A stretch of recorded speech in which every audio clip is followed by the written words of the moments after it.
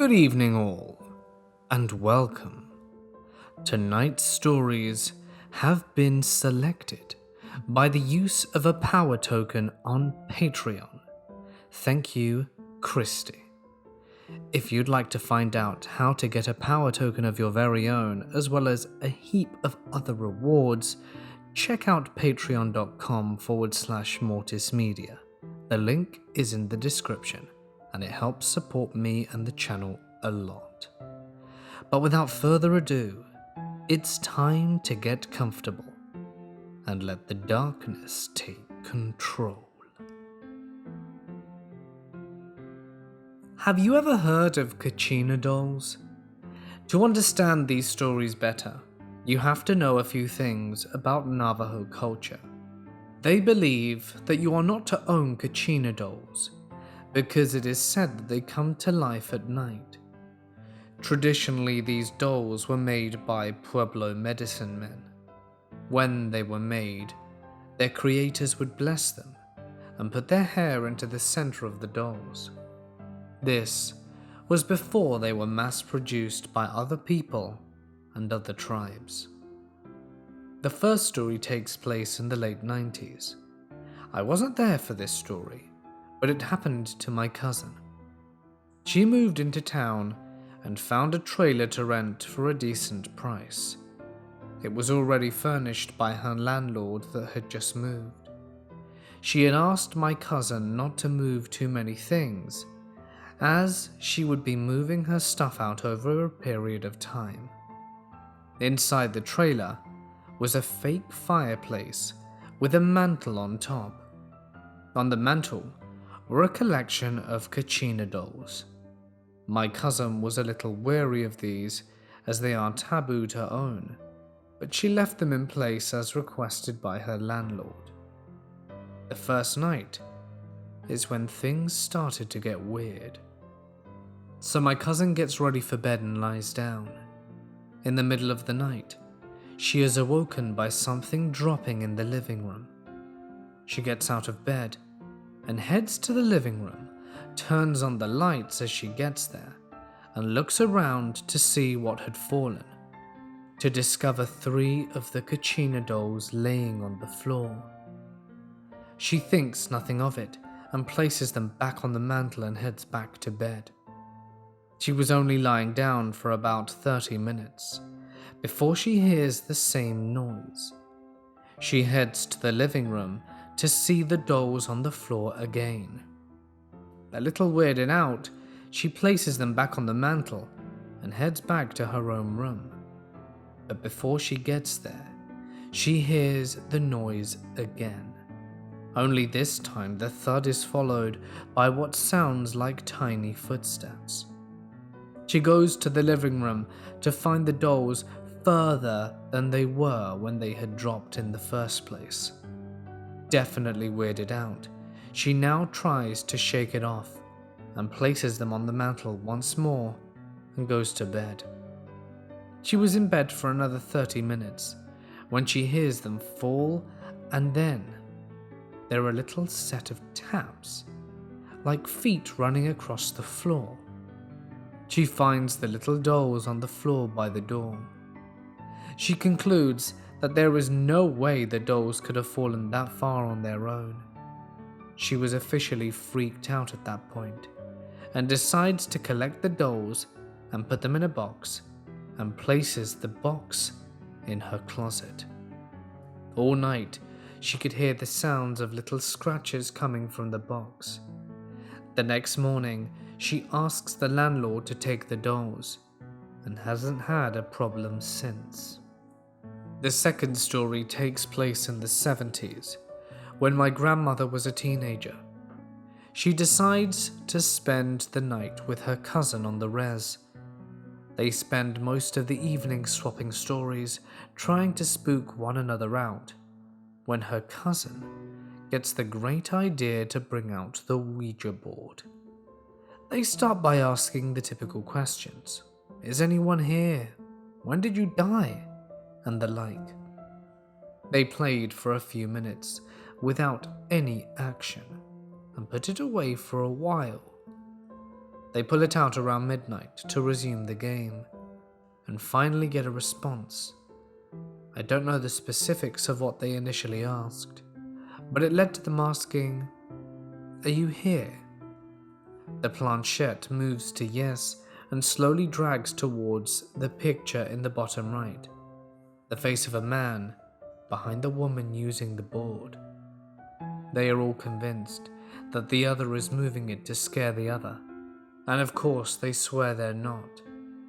So they decide to ask, "Where are you?" And the planchette spells out chimney. They grab their flashlight and head towards the fireplace and shine the light. About 5 or 6 feet up the chimney, they find a Kashina doll hanging there. There was no explanation for it being there, and no one could have placed it there, as they had built a fire there earlier in the evening. The ashes were still warm. They decided best to stop playing, and my grandma hasn't touched a Ouija board since. When I was 10, my mum ran a daycare of sorts out of our house. My sister became friends with this vindictive, seemingly void of anything good, girl that my mum babysat. This girl used to brag about her brothers being able to make her troll dolls walk off her dresser at night. We obviously thought that she was full of crap, because she usually was. Her brother and his friends used to go cut themselves in a graveyard that was overlooked by a cult compound at the edge of town. Anyway, one day my sister and this girl got into some kind of spat, and the girl stole one of her Barbie dolls. My sister was livid, because like most girls, she was obsessed with her Barbies. So the next time this girl comes over, she returns the doll. Only it had half of its hair cut off and replaced with horsehair. It was sewed in. That night, my sister runs into my room, screaming at me that her Barbies are alive. Now, we grew up in a pretty strict religious environment, where lying was met with a beating. Being that my sister was the least likely to lie out of us 3 siblings, I started to get freaked out. According to her, she woke up and for some reason couldn't take her eyes off this particular Barbie.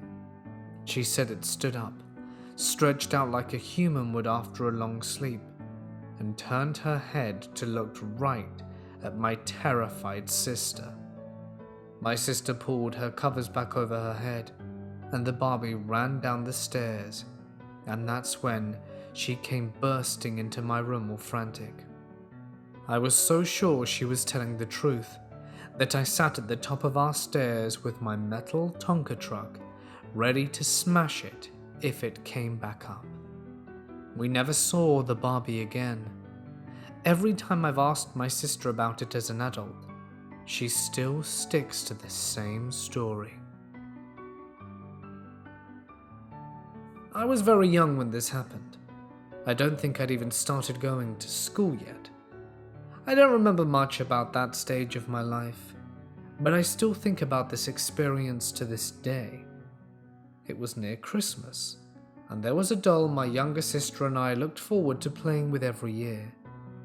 It was an angel, where you'd press the button and she would sing Silent Night.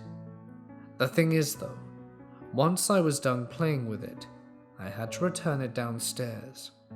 My parents eventually realized we forgot to bring it downstairs, so I was sent upstairs to retrieve it alone. As I went to my room to get it, I heard the doll sing Silent Night.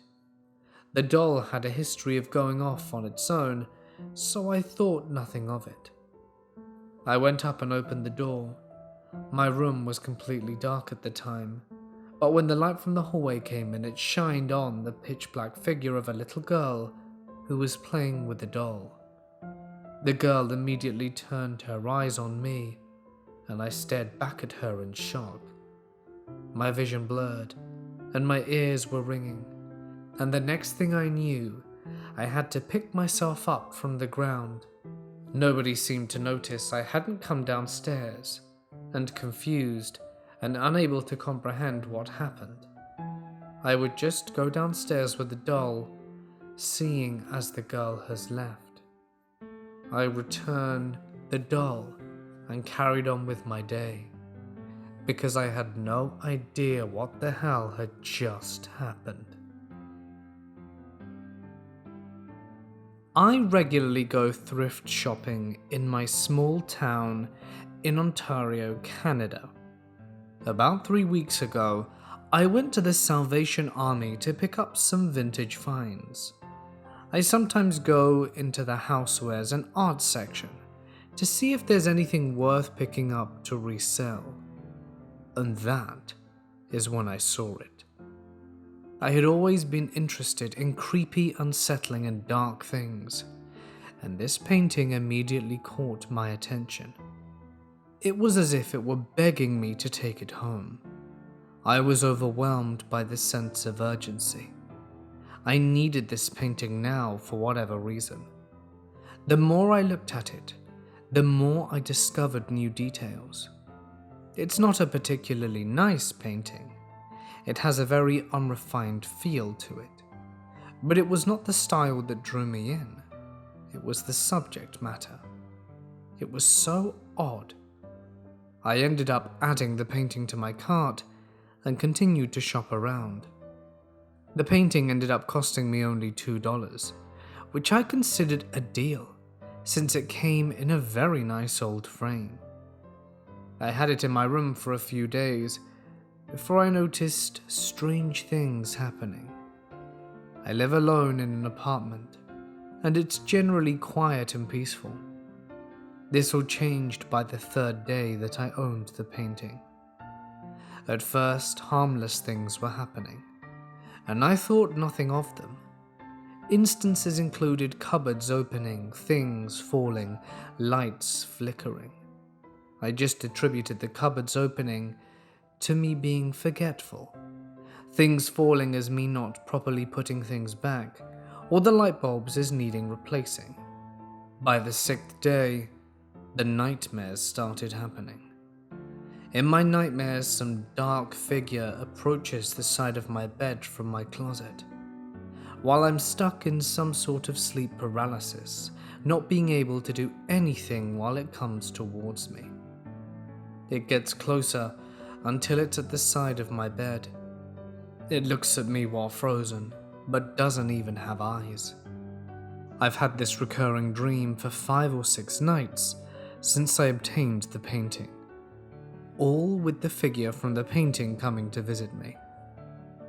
After the first nightmare, I knew that these incidents had something to do with the painting. The energy coming off it was just dark, and it got darker and darker until I was so uncomfortable that I moved the painting out of my room.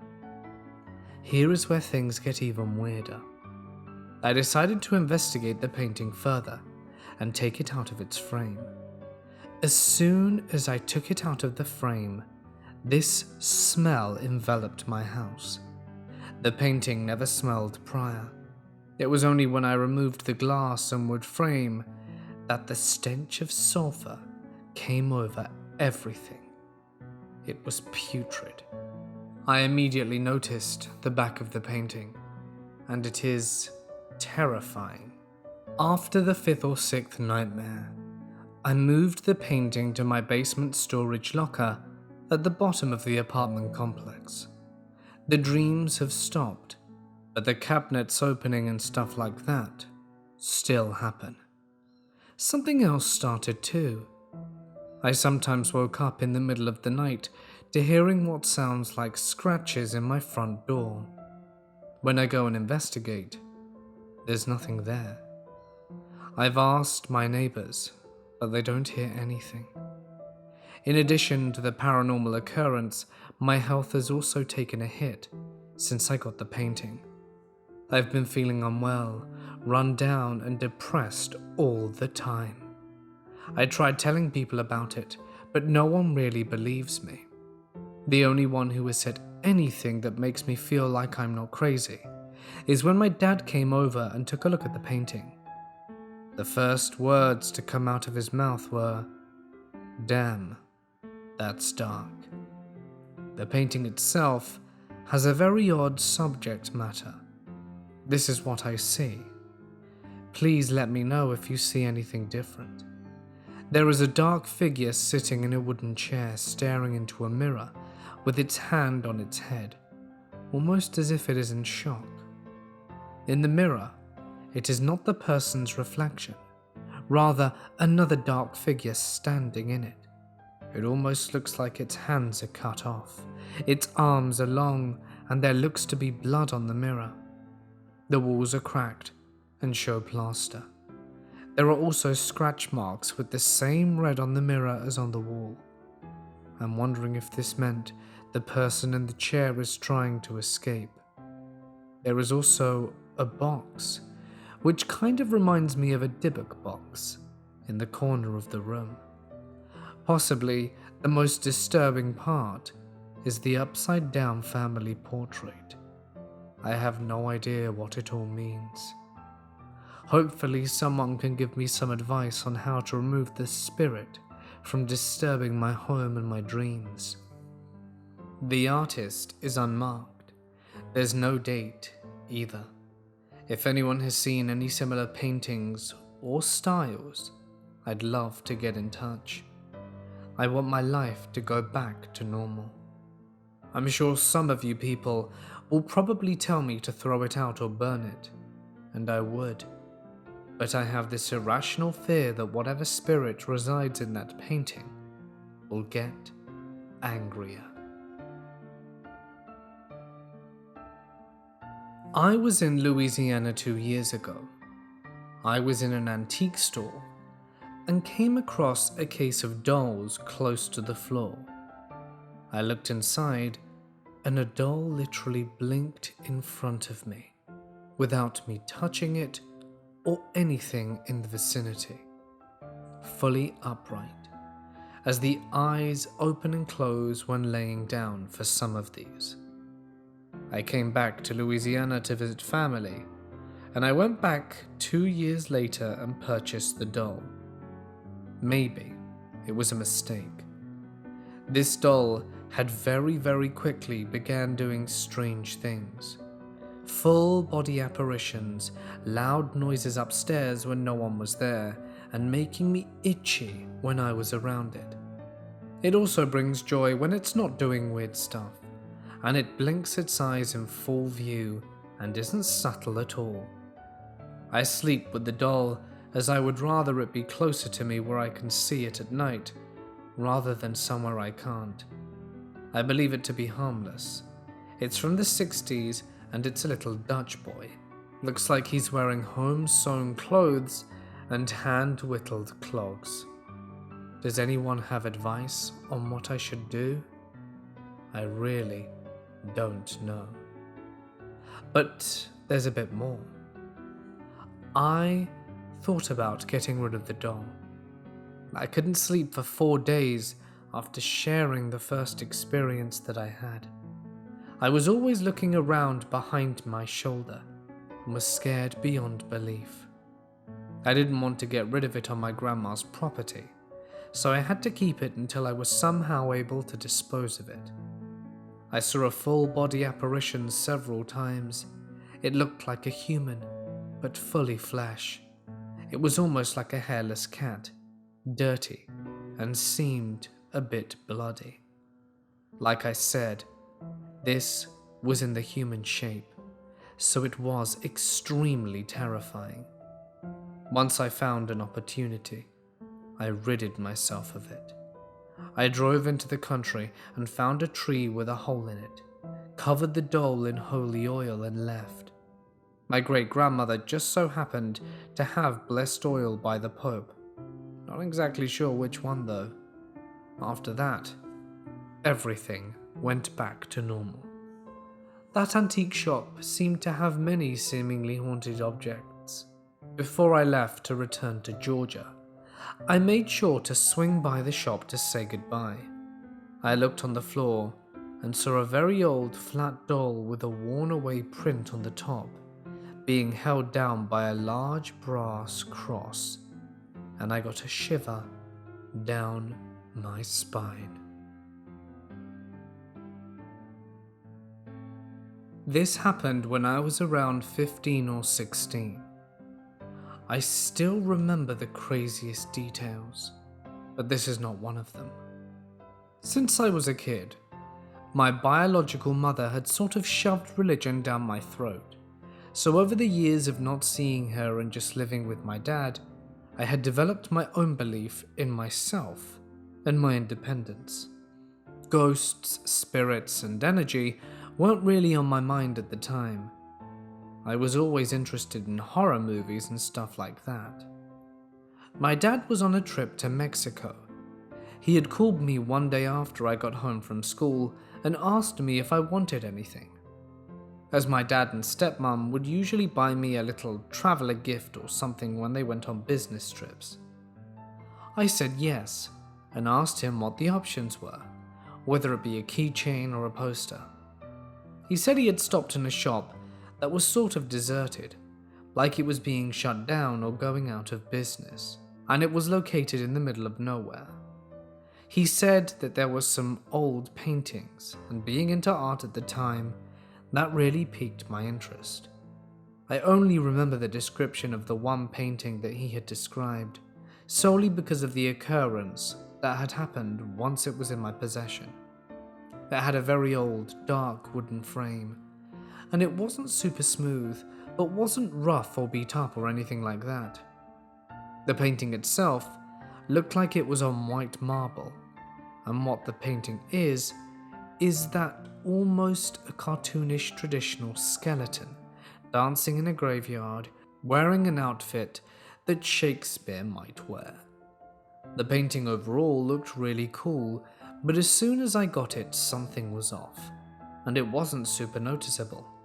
But when you look at it, it just was unsettling in the slightest.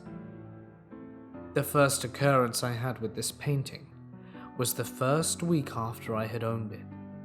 It was hanging over my door, and may I add that at the top of the painting there is an extremely super thick rope that is used so I can put a nail there so that it can hang.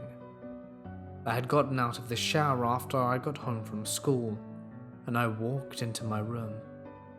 As soon as I walked through the door, the painting fell, and I felt the wind from the painting fall behind me, and it felt like it was a few inches away. Any other day I would have just dismissed it and thought about how crappy it would have been if the painting had hit me, but I didn't realize that there was something extraordinary going on. So I put my clothes on, got a stool, and spent about 3 minutes making sure the painting was not going to come off the nail. When I got off the stool, I gently pushed the side of the painting to watch it swing back and forth to ensure that it would stay put. I had to make sure that the only way the rope would come off the nail was if you were to push directly up and pull it off. I left and walked into my bathroom to take a leak and pick up my clothes from the floor, and when I walk in, back through the door into my room, the painting fell off and hit me in the shoulder. This had honestly freaked me the hell out on many different levels, and it doesn't even stop there. I picked up the painting from the floor and then tossed it in the closet with all my dirty clothes. And being at about 15 or 16, obviously it was just a pile on the floor. After about a month, I'd told one of my friends about what happened with the painting, and to this day something tells me that I probably shouldn't have told anyone about this, because nothing had even happened until I brought it up with him. The next morning before I had to go to school, it was extremely early, and I had woken up and couldn't get back to sleep. And it was before any of my parents woke up. I couldn't get back to sleep because I didn't realize that my instinct was picking up that there was something else in the room with me. I sat up and just sat there and stared at the closet doors. I sat there for about 5 minutes, debating on whether or not I wanted to see what had sounded like scratching coming from the inside of my closet. I threw up my blankets, pulled my feet onto the floor, but as soon as I stood up, the moving in the closet stopped. At this point, it was reacting to the sound of me, which was scary and terrifying because I realized that the painting was in there, and from what had just happened the month before. I stood there for a solid minute just staring at the door, and when my anxiety got so high, I just ran up to the door and threw it open. Nothing. Just a pile of clothes, and no, the clothes weren't a month old. I just kept the painting on the floor because I really didn't want to touch it. I just stood there looking into the closet and down to the floor when I noticed the corner of the painting.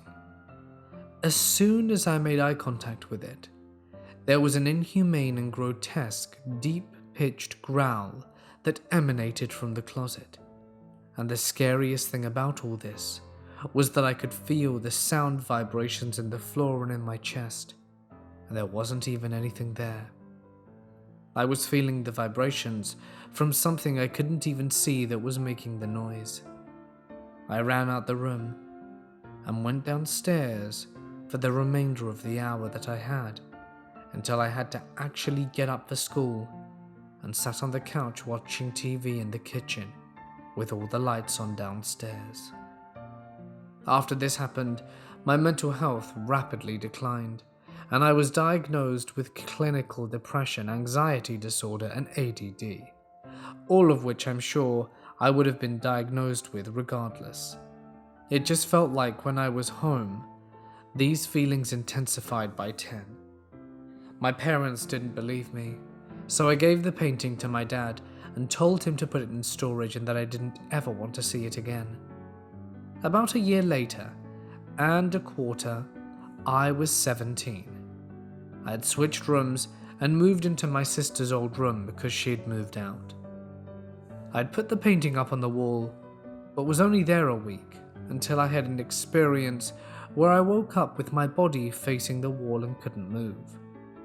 I'd passed out and left my door open and heard something had started from the stairs and then began to walk through the hallway and into my bedroom.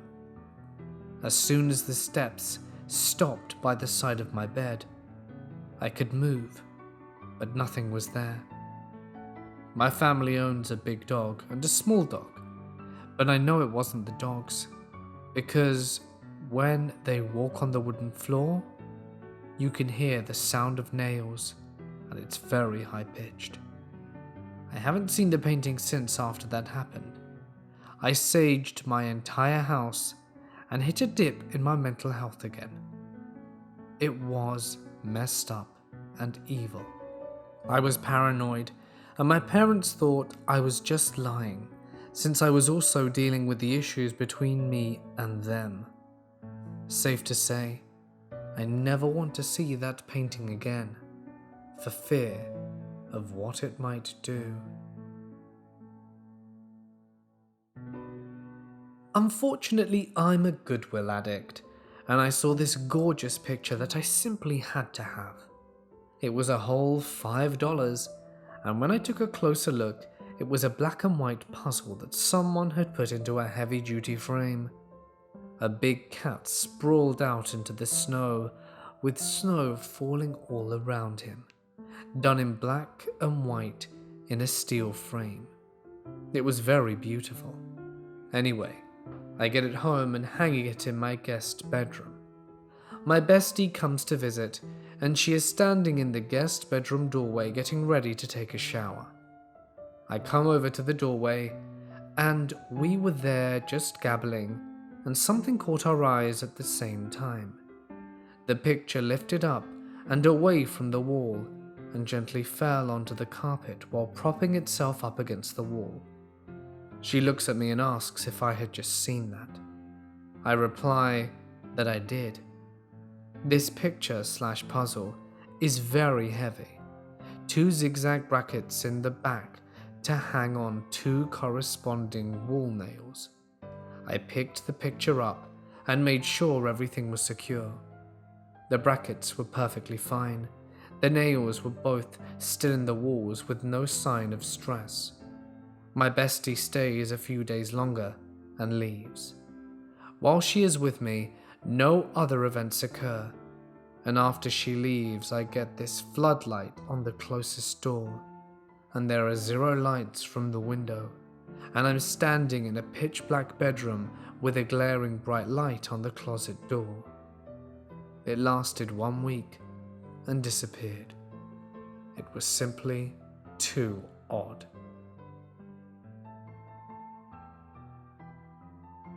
This happened when I was in my sophomore year in high school. I was at my friend Nick's house with a couple of other friends, and we were all staying the night. It was just the 4 of us high schoolers there that night. That same night, there was a severe weather warning due to a storm that had the potential to create tornadoes, which it did closer to the Connecticut River Valley and parts of Massachusetts. The wind, even without a tornado, was intense, and we were just glad that this house had a good-sized yard with no tall trees to fall. It was pouring rain. There was lightning and everything. We're all up on the 2nd story of the top floor, and one of our friends was asleep and somehow managed to sleep through this. The rest of us were all awake, talking about how we weren't in danger of tornadoes, except one of us who was convinced we were all going to perish that night. Mid-conversation, there's a loud bang, and the entire house rattles. Okay, that's not supposed to happen. What could it be? We come up with some theories. Tree down, no trees. Earthquakes, no reports. Wind, well, there's no downed trees outside. And we're down to the bulkhead just slamming shut. Or something spooky. We grab a few knives and head downstairs. In the living room, we all notice for the first time how many porcelain dolls Nick's mother owns. We check every room to find nothing but those creepy dolls, but nothing that could cause a bang. There are 2 rooms left, the basement, and a closet that's barely enough to fit folded linens. We decide that if the bulkhead isn't locked, then we forgot to close it, and there'll be water in the basement, and the sound we heard was the wind knocking it shut. If the bulkhead is locked, we remembered to close it. The bulkhead was locked shut. The floor was bone dry, and the sound wasn't the bulkhead. There's 1 room left, the damn closet. What could be in a closet big enough for only Houdini himself to squeeze into? We open it up, and something falls, and we hear the sound of glass shattering. We look at the ground. It's one of the dolls. What was it doing in the closet? And why would it be propped up so easily to let it fall? We didn't care. We just went upstairs and did our best to fall asleep. It's something we all try not to think about, but everyone will once in a while be over there and hear a murmur or a grunt, and we'll never know where it's coming from. We also don't know whatever happened to the remains of that broken doll.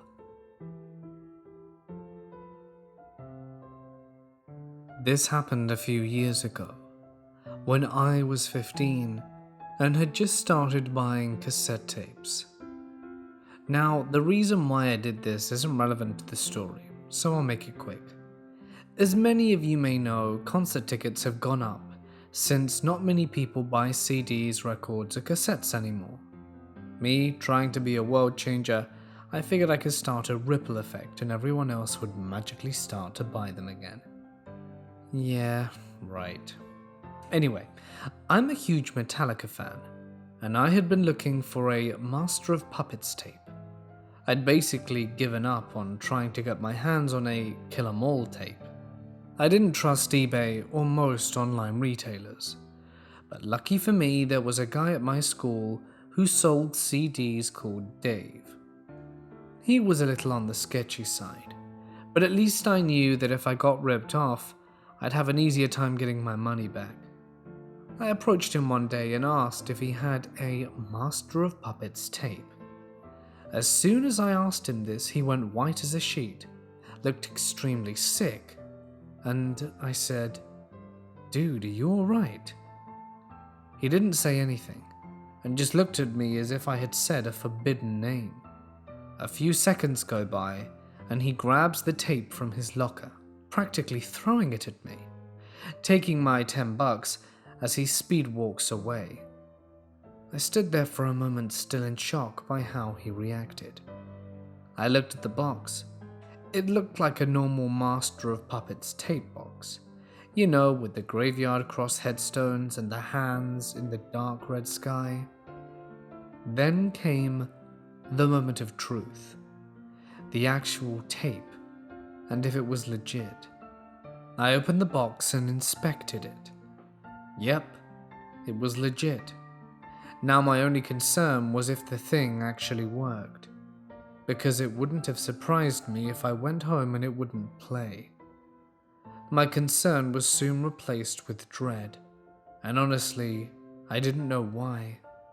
Something about the tape began giving me bad vibes. My stomach felt sick just holding it. My instincts kept telling me to just throw it in the trash and get one somewhere else, but I didn't. Fast forward through school, I get home, pop the tape into my cassette and press play. Nothing. I take the tape out and put it back in. Still nothing. I take the damn tape out about 6 times, and nothing happened. At this point I was annoyed, because I thought this guy had ripped me off. That would explain the behavior when he gave it to me. I gave it one final attempt, and it didn't work, so I was going to confront him the next day. I put the tape in and pressed play once more, and there was nothing. Well, that guy better not have spent that $10. And as soon as I was reaching to turn it off, a blood-curdling scream came spilling out of the tape. Unless James Hetfield had taken hormone pills to sound like a woman, I didn't think the screaming was coming from him. I mean the sound. It sounded like she was being buried alive. Whatever the hell it was, I hoped it wasn't real. I repeatedly pressed pause, but it wouldn't stop. This went on for about 5 minutes, and in that time, a light bulb 5 feet away from me exploded. Other people may just shrug this off as a coincidence. I couldn't do that, no matter how hard I tried. After 5 minutes it stopped. However, the tape didn't. It went straight into the song Battery. Keep in mind that I've listened to the whole album numerous times, and while Battery is the first song played, there is absolutely no screaming whatsoever. I didn't know whether to be scared of the screaming or the fact that it made the light bulb explode. I grew a pair and played it again. This time there was no screaming, and it played like a normal album. How is that possible, I thought? How can it have that horrific scream 1 minute and play as if nothing happened the next? Was there something wrong with the cassette player? I didn't know. But how could a cassette player cause something like that? Giving into my stupidity, I played the tape again. This time all the lights in my house went out, surrounding me in darkness, alone with this tape. By now I had lost myself. I knew that the tape was giving me bad vibes, and by the way Dave had acted, he had to have known something was up with it. I had enough. I took that thing out and completely smashed it. After smashing it, I made sure to put it at the very bottom of the trash barrel outside, because there was no way I was keeping this thing inside. even if it was in the trash can under the kitchen sink. I couldn't sleep that night. The nightmares I had about the screaming woman kept waking me up all night. Not only that, I felt like something was watching me throughout the night. My skin crawls just thinking about it. The next day when I went to look for Dave, he wasn't there. Going through the motions at school, I felt nothing but dread. Had something happened to him? Was it because of that tape? Or was he just skipping? There was no way to tell. I got home and I felt the urge to look into the trash barrel. I slowly opened the lid, praying to see its smashed remains at the bottom. Nothing. It was gone. My heart dropped. The feeling of dread was now getting overwhelming, and I felt an anxiety attack coming on. I tried to reassure myself that maybe I had just thought I put it in there. Maybe it was inside the trash can inside. But no. I specifically remember bringing it out there. All of a sudden, I heard screaming. The woman, and it sounded like it was coming from inside. I ran inside and my legs turned to jelly. The tape I had smashed was now playing in the cassette player, not to mention that it had somehow gotten inside. There was nothing I could do but sit there, waiting for this to end, hoping to God it was just a nightmare that I would wake from at any moment. I have no idea what the hell happened to that tape to make it so evil, but I don't want to find out. The sounds of the woman's screams still haunt me. It also doesn't help, the tape keeps coming back, no matter how many times I destroy it. However, I learned a lesson from this, and I hope you did too. Be careful who you buy from.